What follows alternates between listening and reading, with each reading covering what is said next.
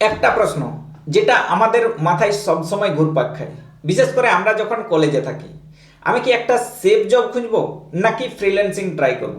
এক পাশে আমাদের সোসাইটি বা আমাদের রিলেটিভরা বলে যে বাবা একটা সিকিউর জব নাও, লাইফে রিস্ক নিও না।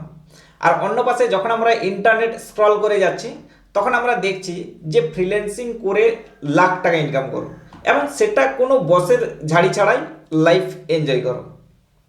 মাঝখানে দাঁড়িয়ে করে আপনি জাস্ট নিজের মনের মধ্যে কনফিউজড। আপনি ভাবছেন যে এর আসল সত্যিটা কি, আমার জন্য কোনটা রাইট। আর আজকের ভিডিওতে আমি একদম ক্রিস্টাল ক্লিয়ার করে দেব যে স্টুডেন্ট অবস্থায় আপনার জন্য ফ্রিল্যান্সিং বেটার নাকি জব, এবং সেটা কেন। দেখুন, প্রবলেমটা চয়েস নিয়ে করে না, আসল প্রবলেমটা হচ্ছে যে রং টাইমে রং চয়েস করা। আমি অনেক স্টুডেন্টকে দেখেছি যারা না বুঝে করে অন্ধের মতো জবের পিছনে দৌড়াচ্ছে, আবার অনেক হুজুগে পড়ে ফ্রিল্যান্সিং শুরু করে এবং তার শুরু করার 1 থেকে 2 মাস পরেই কিন্তু কুইট করে দেয়। বাট কেন? কারণ তাদের কাছে কোনো লজিক্যাল আন্ডারস্ট্যান্ডিং নেই। আর আজকের ভিডিওর গোল হচ্ছে খুব সিম্পল, আমরা ইমোশন দিয়ে করে নয়, আমরা লজিক দিয়ে করে ডিসিশন নেব এবং ভিডিও শেষে আপনি নিজেই বুঝে যাবেন যে আপনার নেক্সট স্টেপ কী করা উচিত। ব্যাপারটা একটু সহজভাবে বুঝি। প্রথমে আসি জবের কথাতে।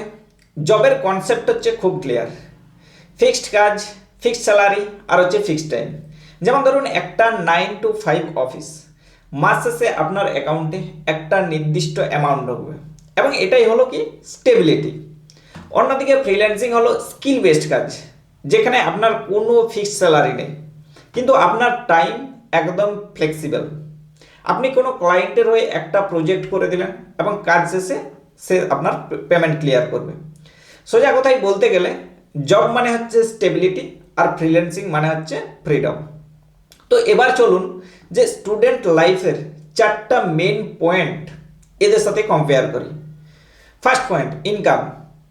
জবে ফিক্সড ইনকাম এবং এখানে গ্রোথ বেশ স্লো, বাট ফ্রিল্যান্সিংয়ের শুরুর দিকে ইনকাম জিরো হতে পারে, কিন্তু স্কিল বাড়লে এর গ্রোথ পোটেন্সিয়াল কিন্তু আনলিমিটেড।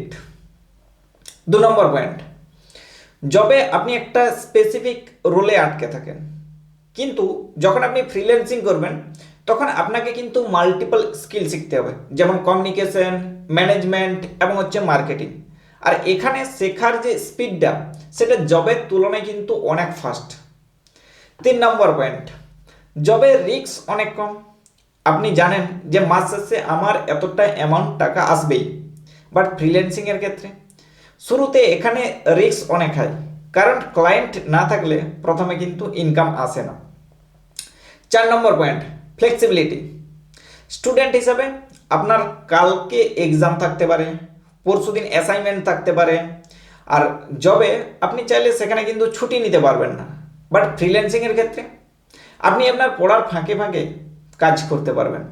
এখন আপনি নিজেকে কোয়েশ্চেন করুন যে স্টুডেন্ট হিসেবে আপনার এখন কি দরকার, লার্নিং, ইনকাম নাকি হচ্ছে ফ্লেক্সিবিলিটি।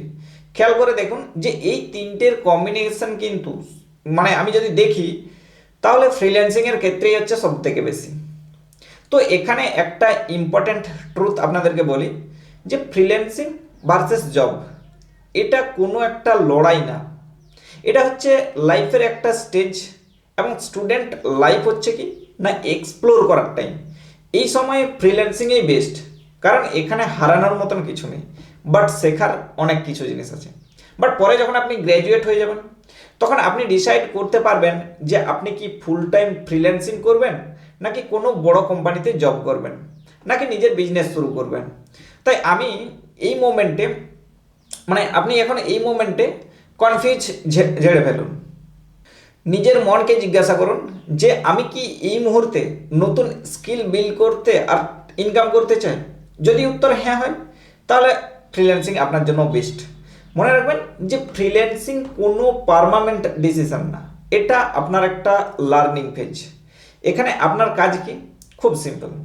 প্রথমে একটা যে কোনো স্কিল চুজ করুন, সেটা হতে পারে এআই বা হতে পারে ক্যানভা বা হচ্ছে কন্টেন্ট রাইটিং, এবং তারপর ছোট করে ফ্রিল্যান্সিং ট্রাই করুন এবং টার্গেট করুন মাত্র 1 থেকে 2টা ক্লায়েন্টকে।